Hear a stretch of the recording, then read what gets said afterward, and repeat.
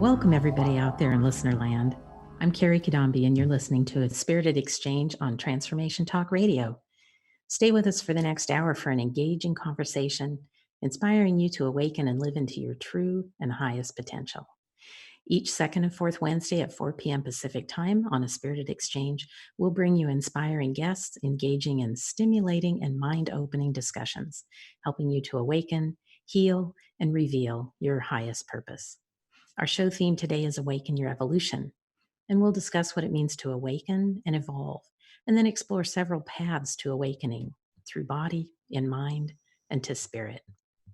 And today I am thrilled to have Mytrae Meliana here to share about her own awakenings, the lessons learned, bold steps taken, and how those experiences have influenced who she is today. Her story reveals the absolute truth that we all can access the gift of awakening to our divine self and live into our highest potential. Mytrae is also an award-winning author, a holistic psychotherapist, and a spiritual teacher. And newsflash, later in the show today, she'll be giving away a copy of her new book to one lucky listener, so stay tuned for the details. Mytrae, I'd like to welcome you to A Spirited Exchange today.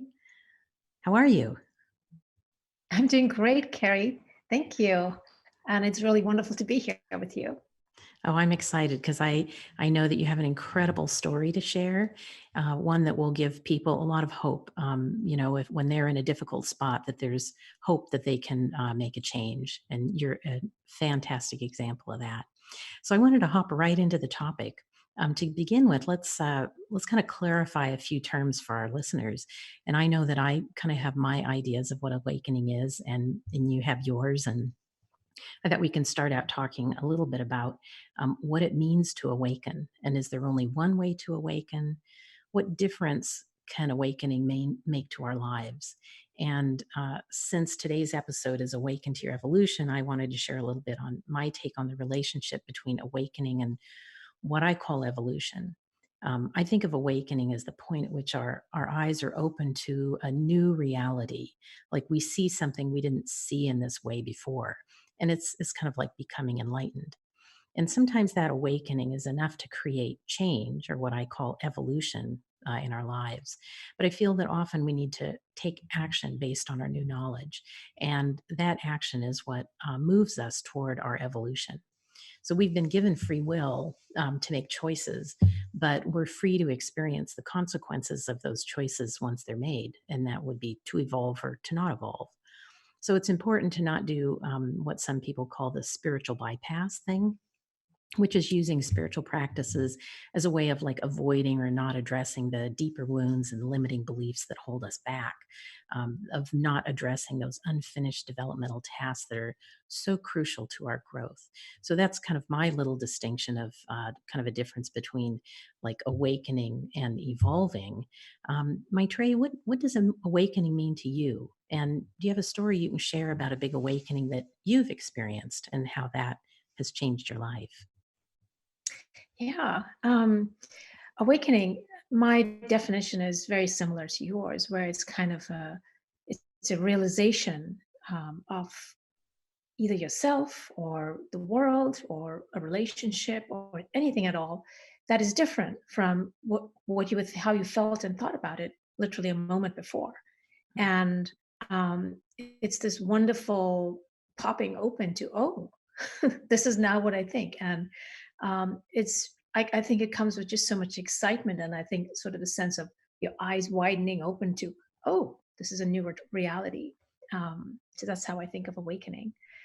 And one story I can share about awakening for myself is the moment that I realized that I had just a little bit of history. I had grown up in India, and as an Indian woman, I was under the belief that I needed to stay married for life.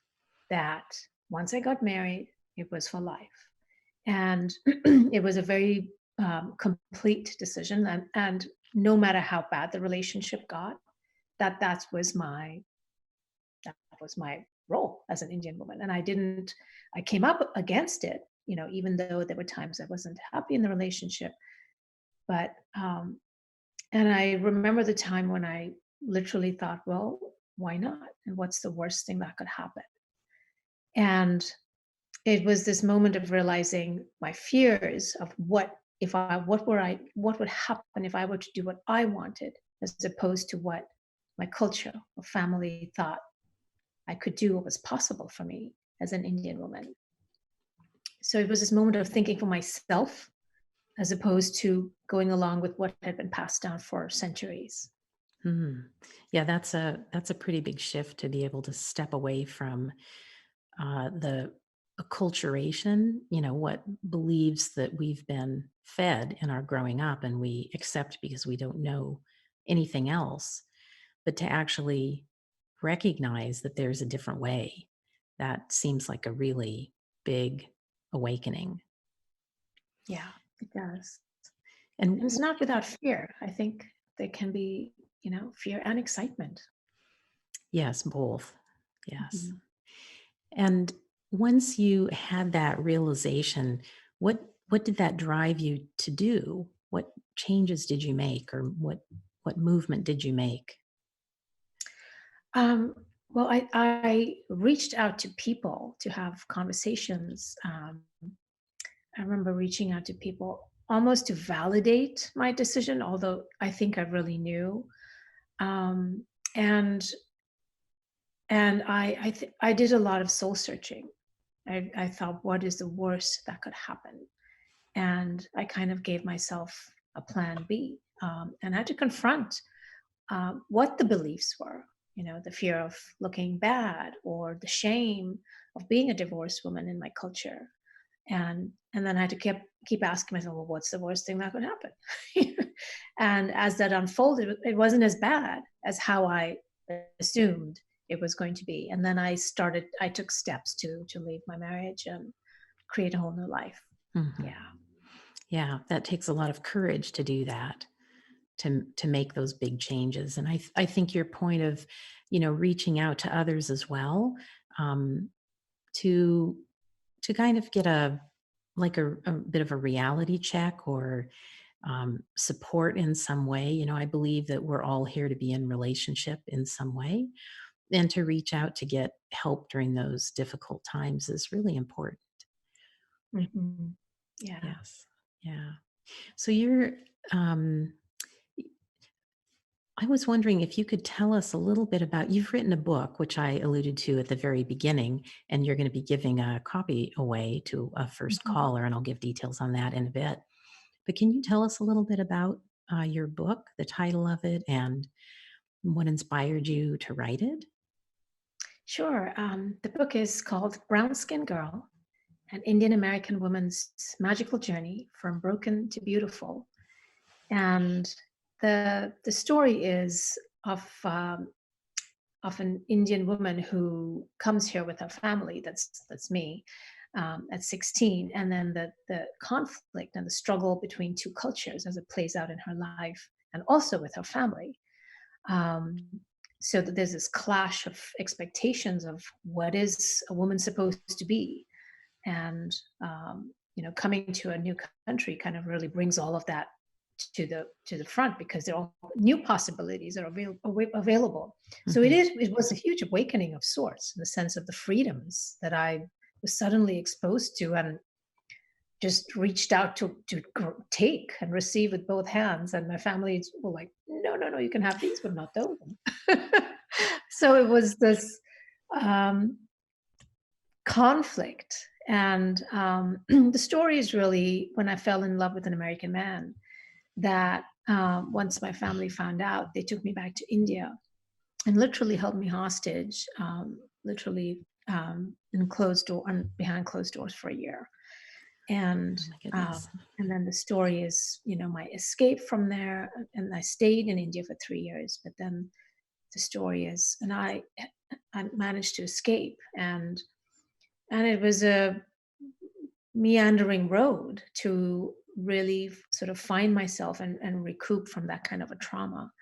Um, and there was a period of several years where I was still, I don't think I was my true self. I was still very much under the cultural sway.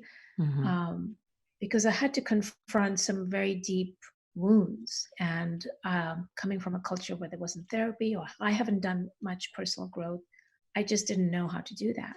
Right. But really, my awakening happened when, I suddenly realized that so much of what I'd received was wrong for me, for my body, for my personal self. And Hmm. it's not to say anything about my culture, but it wasn't right for me. And I had to Hmm. listen to my own truth. And that was one of my biggest awakenings. Yeah, that's And once I beautiful. set out on that, magic happened. I mean, it was just Yes. spirit opened up, synchronicities, and it was this amazing path of healing and transformation. Yes. Yes. Yes. That's so beautiful. And I'm so glad that you were able to make those, you know, have those awakenings and make those changes to become who you are today. And I think one of the things that we've talked about this before, that the life's journey is a series of awakenings. So it's seldom like one and done, like bingo, whoop, okay, all perfect, good to go. It's like no, it's peeling that proverbial onion. Um, and growing to some point and then being ready for the next awakening and the next process and moving forward. So which is good, I think, because if it were a one and done, it might blow a few circuits. I think it would be a little much to take all at once. Yeah, so that was uh, Yeah. that's it, really incredible, and I think people will enjoy reading your story. I know I found it difficult to put down. You're an Mhm. incredible writer. It's an unimaginable story for a woman to have gone through what you went through, and to come out the other side shining and being an example for other women on how they can find their voice, step into their power, and be true to themselves. Thank you. And that's Yeah. a big reason why I wrote it. One is to get my story out, but I really wanted women who had have and had similar experiences to know that there's hope and possibility and magic Hmm. that's always available. And Great. that's maybe what you're talking about, the evolution is taking action. Exactly. Exactly. Well, we're going to talk a little bit more. We've gone over like awakening and evolution and what that means, and there's some more that we're going to cover, which is awakening in body and in mind and to spirit. But we're going to take a little break here. So just want to let you know that you are listening to a Spirited Exchange with me, host Kerry Cadambi, and today's guest, Mytrae Meliana. We're going to take a quick break, but when we come back, we'll continue our discussion of awakening your evolution. And like I said, explore what it means to awaken to your body and why this is an important element to be able to live your best life. So stay tuned, and we'll be right back.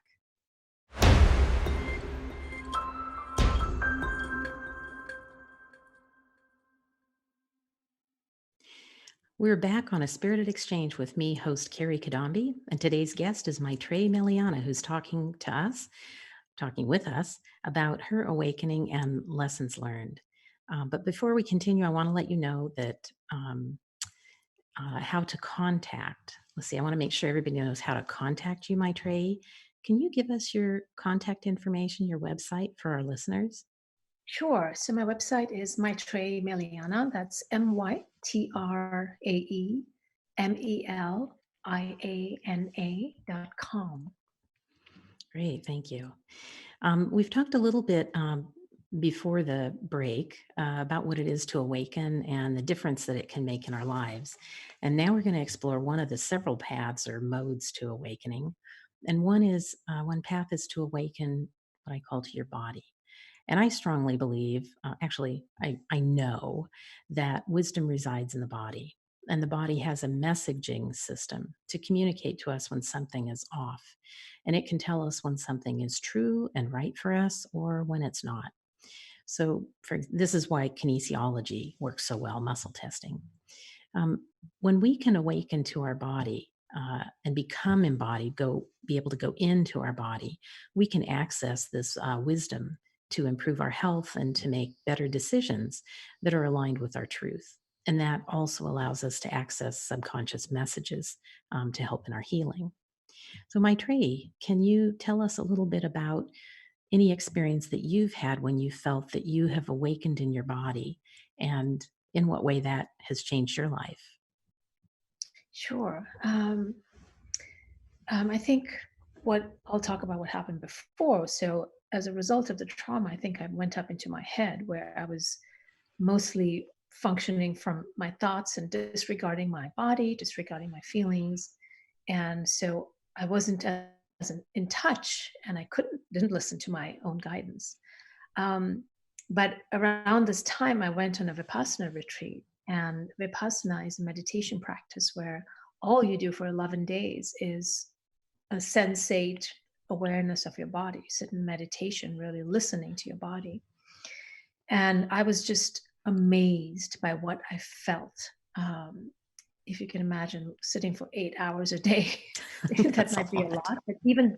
But it woke me again. It woke me up to Mhm. everything that I hadn't been listening to, and particularly with my body, it was my desire, my sexuality, Mhm. that I had actually sort of gotten lost by the wayside.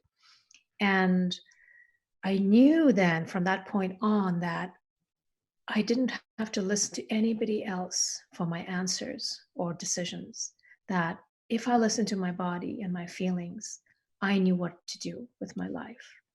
Mhm. And that was a very powerful awakening for me.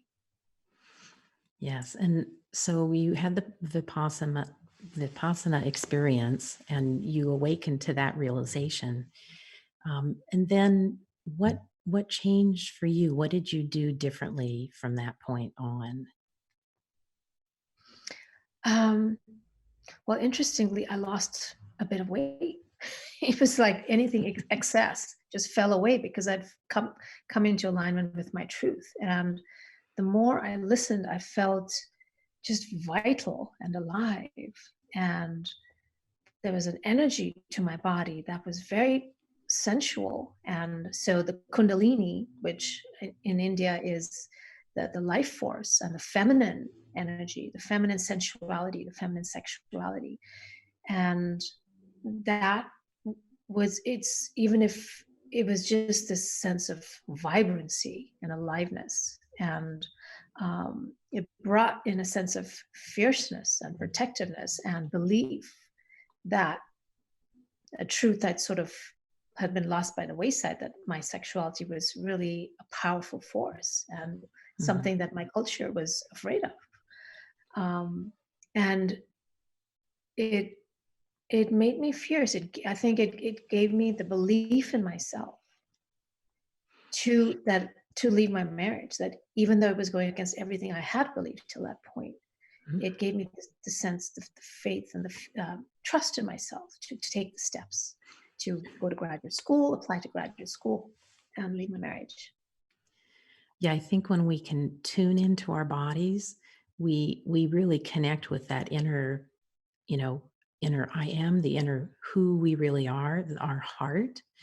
There's talk of being two brains, the head brain, the mind, and then there's actually a lot of a lot of neural connections in the heart that also help us to make decisions. And I think we can't connect with that very well if we're not able to be embodied, to go into our body. And I think our society places a lot of um, more attention on the head and the thinking and the just doing, where the heart is, I think, more about the being.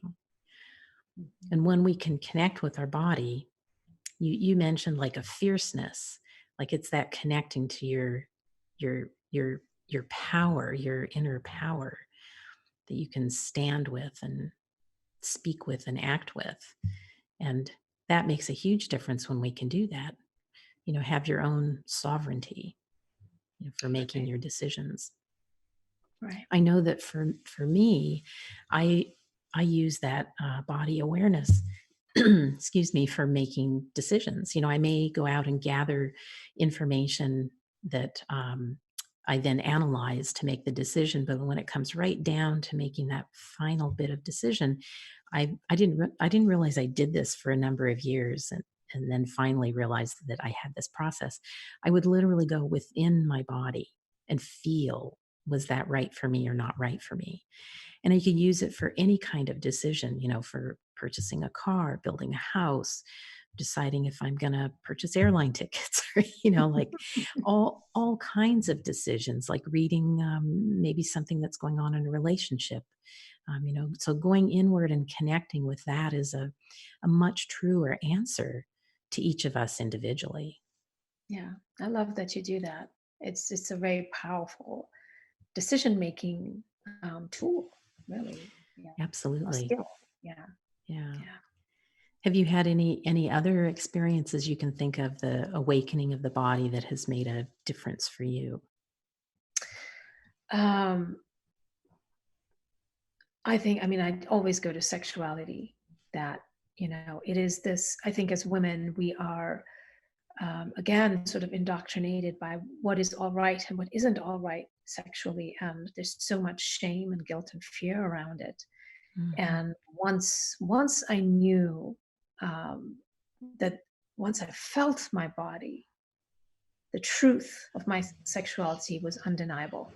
And I knew it was this sacred force, this sacred feminine fire and force of desire and pleasure that that is natural and true and sacred to us, no different than a flower or a fruit or a river.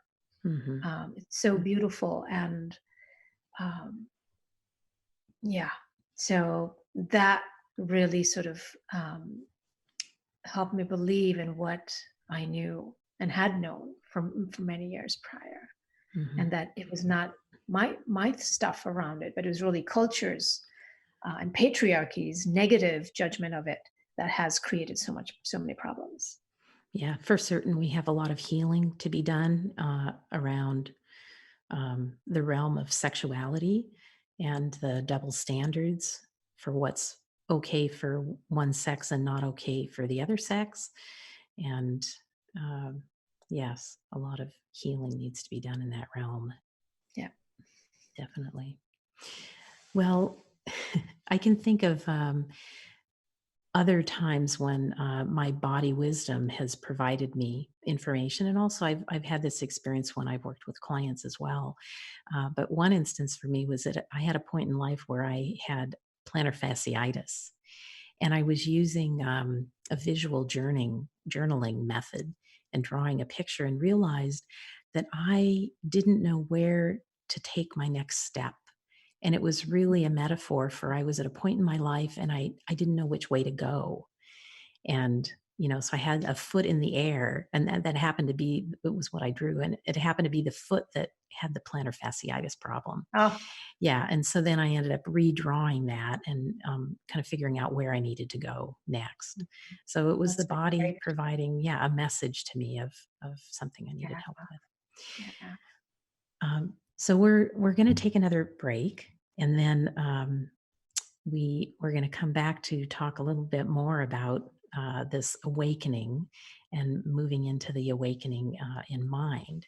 So I'm Kerry Cadambi, and you're listening to A Spirited Exchange. And when we come back, Mytrae is also going to share more of her story of awakening and lessons learned, and we'll explore what it means to awaken your mind. So stay tuned, and we're also going to provide you with details on Mytrae's book giveaway. So we'll be right back.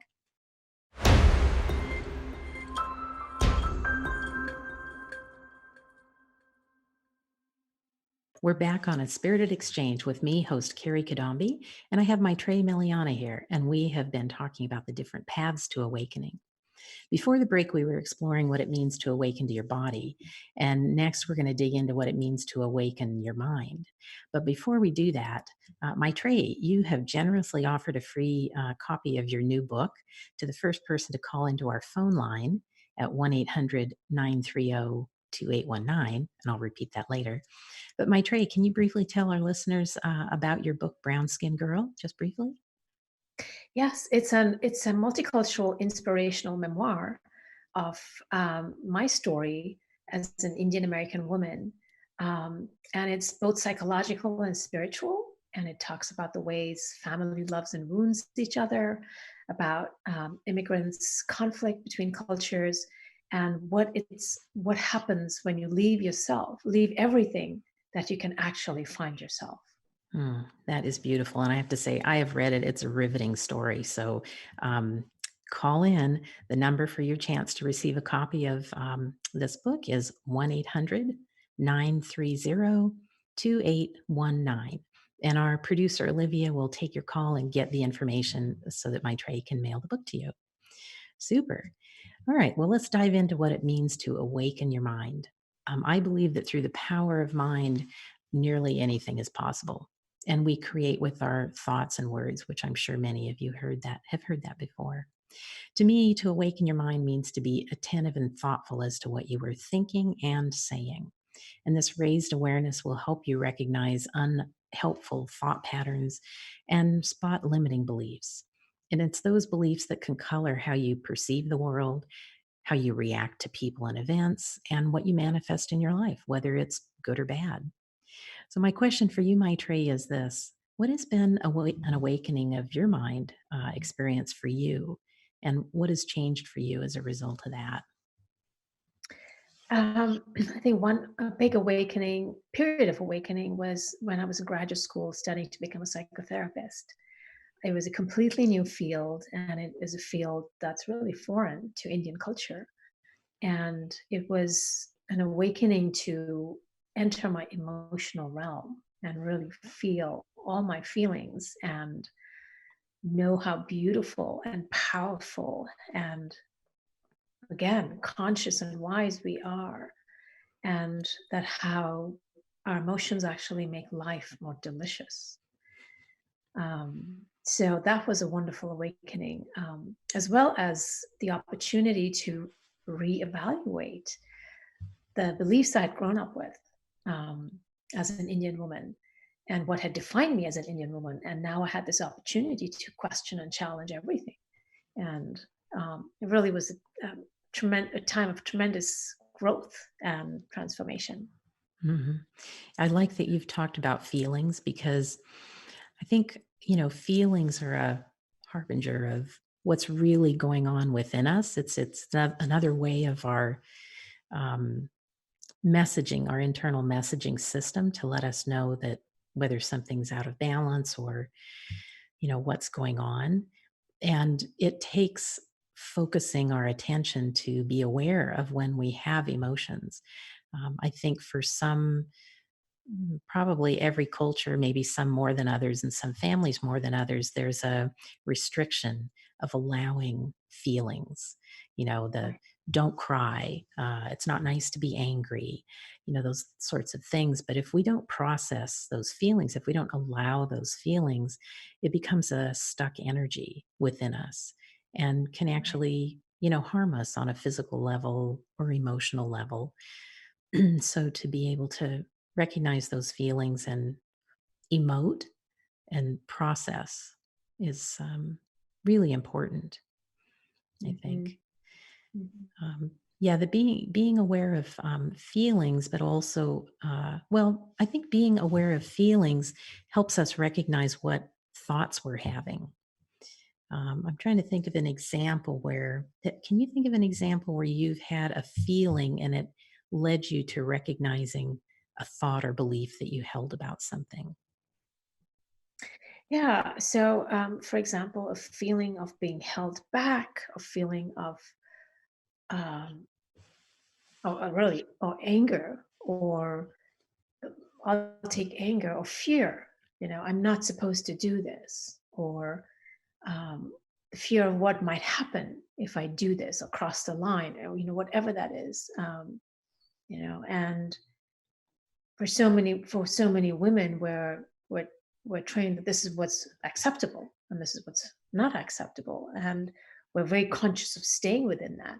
But oftentimes, if a woman is not allowed to be, or if anybody is not allowed to be themselves, there's usually a feeling of, feeling stifled, or some people get depressed.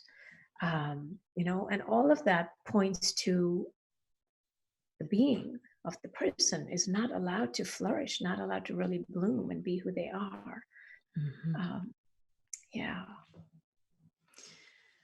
Yeah, I can think of an instance where there was a time in my life where I would have feelings, there was more like reactions actually, where I'd be very angry at something, but I didn't really know why I was angry. I just had that feeling. And it was only later when I started really spending some time being aware of what that was and kind of following it back, realizing that, one of my trigger points was not being listened to. And that was what would lead me to anger when there would be an event, an episode with, in a communication with someone or lack of communication that I wasn't being heard. And that was a huge trigger for me and would trigger anger. right. Um, and once I recognized that, then that helped me to see where I could do something different, where I could Mhm, communicate a little differently with someone. mhm, For example, to say, I don't feel heard, and make a change that way. But if we stifle our emotions, and if we're not aware of our thoughts, it's pretty hard to to be a more awakened person, right? right. So we need to awaken to those feelings within our body, awaken to the thoughts that we hold in our mind that may be limiting beliefs. And I think of those limiting beliefs like a brick wall that where it stands in our way. But once we can break down that brick wall, heal or transform something, then we can move toward um, being more awake, being more of who we are. Mhm. Yeah, the other thing about feelings is that, you said stuck energy, and, it's also not just in the service of healing, but in the sense of enjoying life, that to have joy, to have pleasure, to have happiness, to have relaxation, these are all part of having a full life. And to really have the pleasurable feelings are really important to feel alive. And Mhm. so say somebody's working all the time, they can get kind of maybe flat or dead, or the life energy goes away. But feelings have a life force and a life energy. And the more we can tap into our feelings, one is for messages, but the other is to feel alive, so that Mhm. we're not just kind of going about doing life, but we're actually living and enjoying and feeling life. Um, and even if feelings are hard, but it also means we're alive,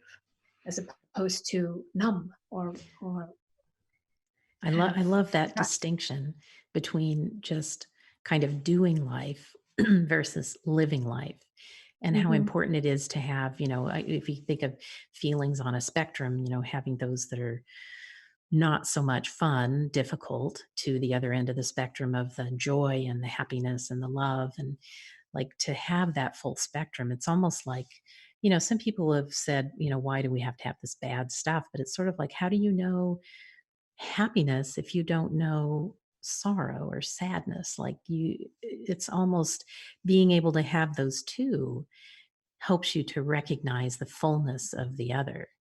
And they all have a purpose, but I like that, don't just do life, live life and live your emotions to their fullness. That's beautiful.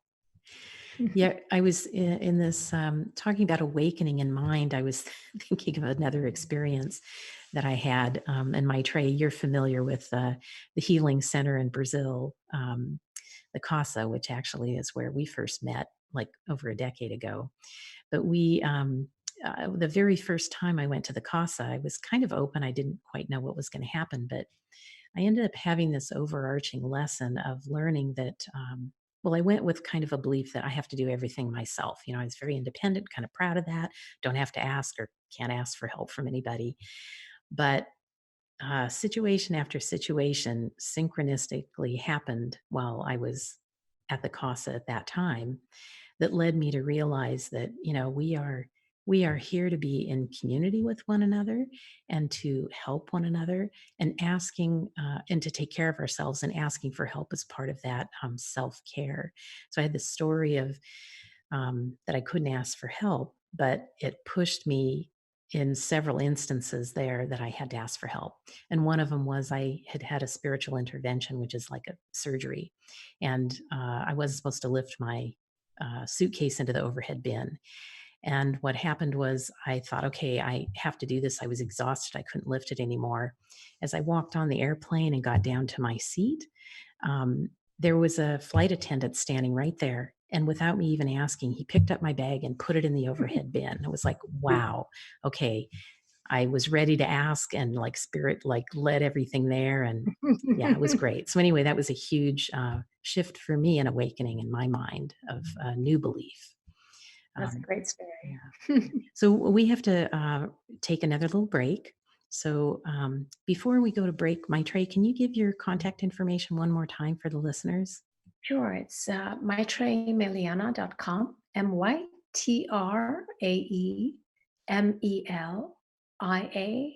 mytraemeliana.com.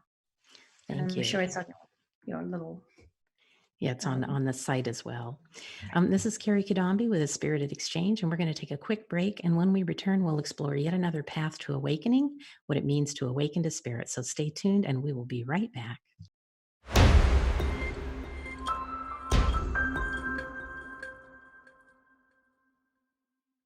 Before we dive in, I want to take a moment to share where inquiring minds can find more information about me. You can go to my website, thedivineguidancegift.com. And there you'll find information about how to work with me in private sessions or in my group program, which begins in late April.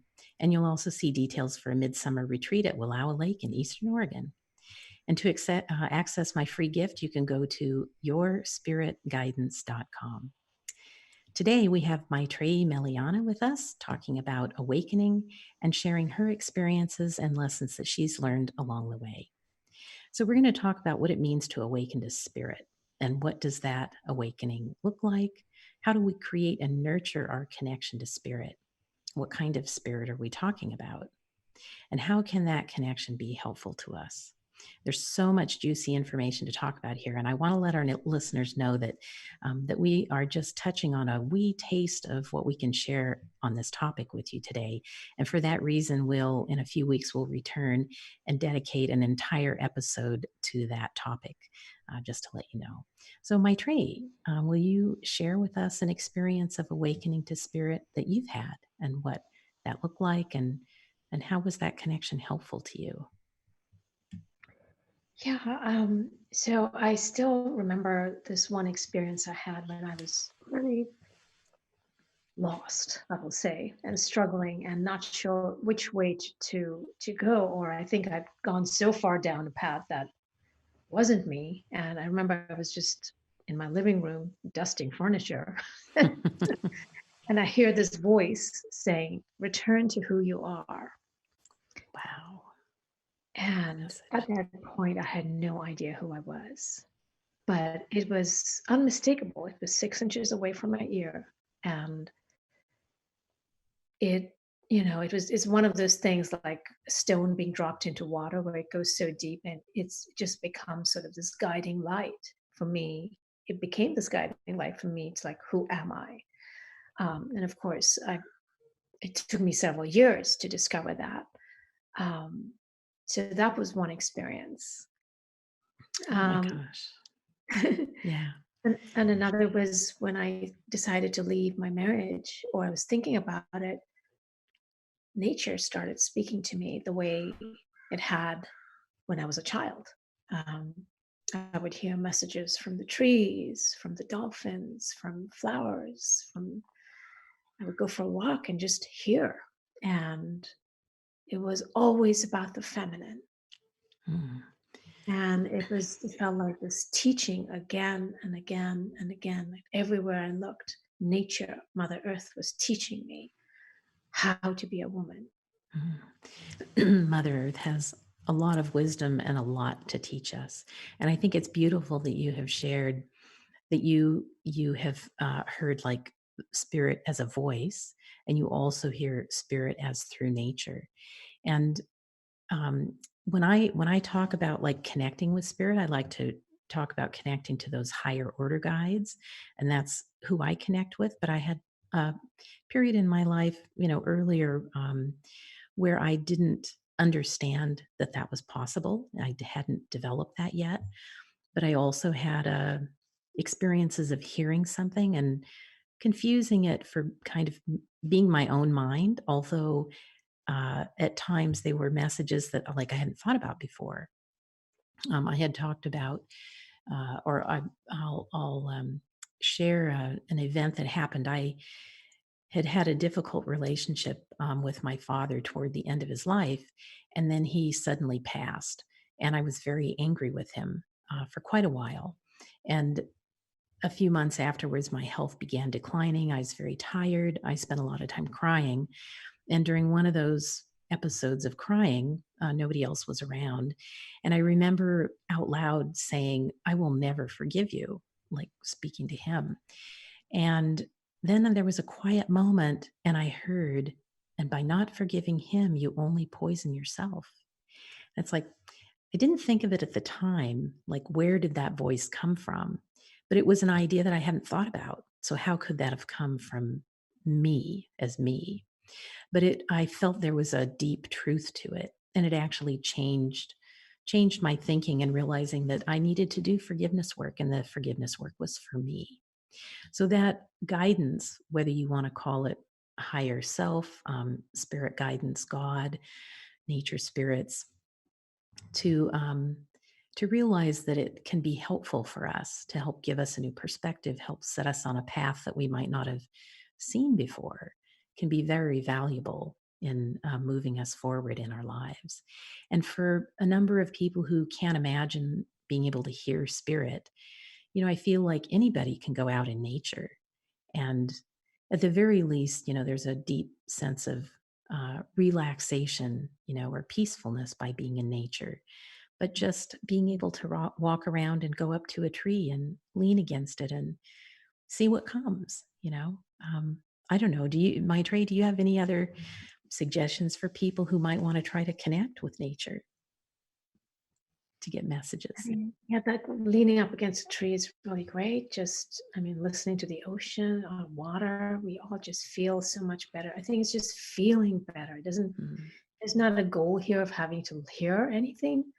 I think it's just to follow what feels good. And when we're open, I think in those ways, when we're relaxed, maybe just even lying down on the ground or the earth and just letting everything drop, that we tune into our own inner guidance of what's more true under the rush of life. And that's just so beautiful. that Yeah. is beautiful. I like the point of kind of being open, and I think of it as being Mhm. like curious and kind of allowing the head stuff to drop away and just to go into the feeling of things is is very helpful for doing that Mhm. connection. So again, I want to remind people that we have just briefly gone over awakening through connecting to spirit, and we're going to devote an entire episode to that, as well as an entire episode to awakening to body and an entire episode to awakening to mind, where we'll be able to give you more information to help you make steps in that direction so that you can step into your own internal sovereign power and to live your greatest potential in life. So I want to thank Mytrae for being here today and sharing her wisdom and her light and her joyful presence.